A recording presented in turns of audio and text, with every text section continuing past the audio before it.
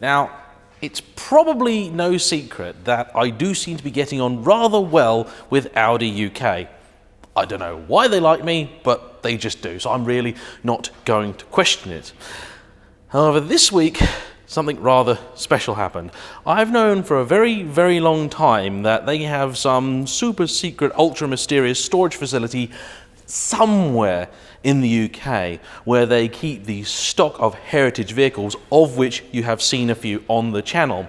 But we've always known that is somewhere that people just don't go. We guess what they have and then they bring the cars to us, and that's kind of how it's always been. With it being winter, I said to Audi, look, I want to keep doing stuff with you, but I don't really want to take your beautiful and precious classic cars out on wet, horrible, muddy, salty British roads. So I know you've got a few race cars tucked away. Could I perhaps film one of those? Could you maybe bring one over to HQ and I can film one? And they came to me and said, no. Why don't you come to us? And so today I bring you an actual exclusive because, to the best of my knowledge, no soul ever has filmed any Audis at this facility. And as you can probably guess, they've rather pulled out all the stops. So this week I am making 4 short videos, one on each of these fantastic, beautiful cars. And for those of you that can do basic maths, you'll probably have realized that behind me are only 3 vehicles, because the 4th, and the vehicle I'm going to start with, is just here, off camera.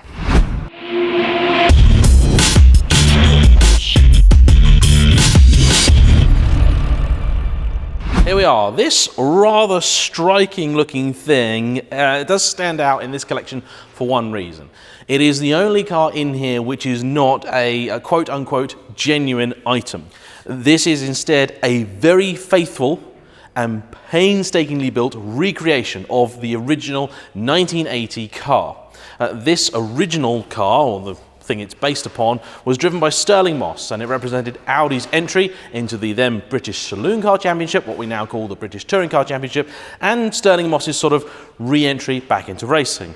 Apparently Stirling didn't really enjoy the experience very much because a front-wheel drive slick-shod car was completely different to the type of open-wheel racer that he'd been used to earlier in his career. Now this car, as mentioned, was built over a number of years and to the most exacting detail. Even the immaculate paintwork, this stuff here, these are not stickers. This is all sign written. This is beautiful. Under here, you have a 1.6 litre engine as found in the Audi 80 GLE. In road trim, it would have made about 115 horsepower. The real racer would have made about 150 horsepower.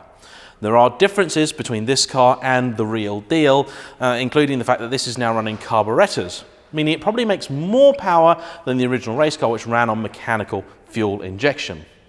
So I'm going to get Darren to take the camera off of the tripod now, and I'm going to just walk you around the car as a punter, because the most wonderful thing about what I'm doing this week is the fact that you may have seen cars like these in museums all around the world. In fact, you may have seen some of these exact cars, particularly if you've ever visited Audi West London, the huge big dealership Audi have on the A4. These cars do come out, they go to events, they go to different places, but being able to get this up close and personal with these cars and see them in such detail is just a very, very special treat, and I hope you will all enjoy seeing these cars in what I hope will be a slightly different light.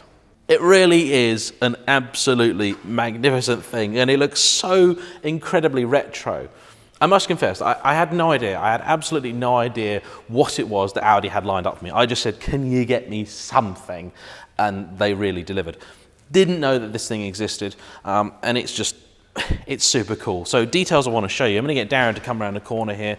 We're going to just walk and talk through the car. You've got your mandated ignition and extinguisher bits here, which I am not going to touch. You have these wheels down here, which are super, super cool, very period, sexy looking items. ATS center badging here. ATS obviously a sponsor of the time. Now I'll invite you around the back, and you can see the whole thing is stripped out. And like I said, this is actually created the same way that the real cars were. So a road car was purchased and was basically converted and made into a race car, which is exactly how touring car regulations, or saloon cars as then though regulations, went. Now, one of the very few differences between this and the real deal, and I would never have known this, I'd never know this. We're very handy, we've got some very, very talented and knowledgeable people here to sort of guide us through the collection. And he showed me, this is one of the few differences here. Around here you have a weather strip. And the original cars had a little bump up here which would have caught the rain and diverted it round. And this was then shaved off, because apparently by shaving this off, a few extra miles an hour were gained on some of the longer straights. And that is the attention to detail that's gone into building this particular car, because some focus has still been put towards, you know, making it the best that it can be. And its current owner is very happy for it to go out and be used in all sorts of ways. And so thank you to him for letting us film with this car.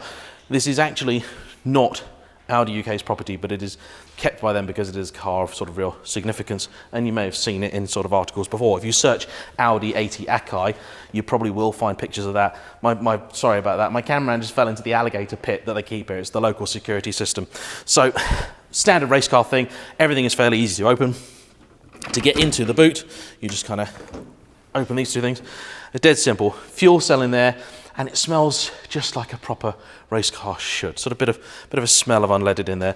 And I mean, even just stuff like in here, the paintwork on this thing is absolutely fantastic. I mean, race cars generally are a little bit tatty by their very nature, but this thing is utterly stunning.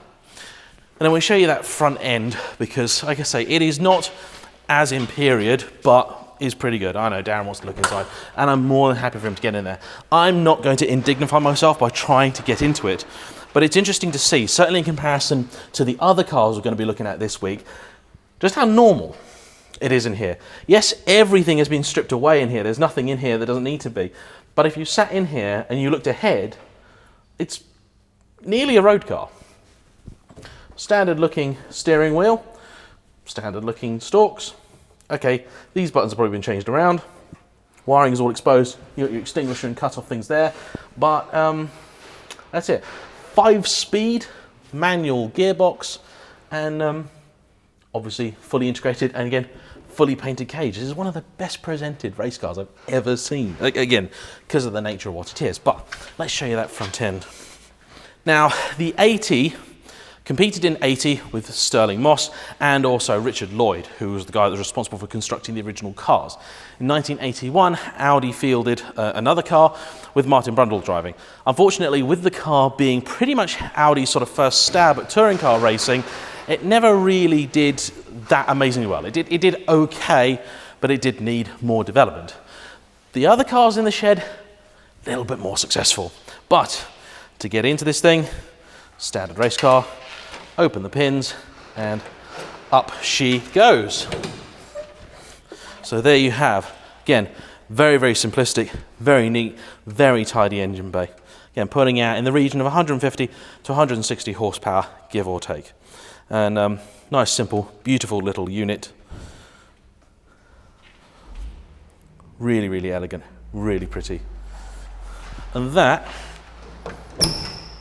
really, is that. I promised 4 short videos. This is only 1 of 4. They get, well, I hesitate to say better because this thing is super cool, but the next thing is really awesome.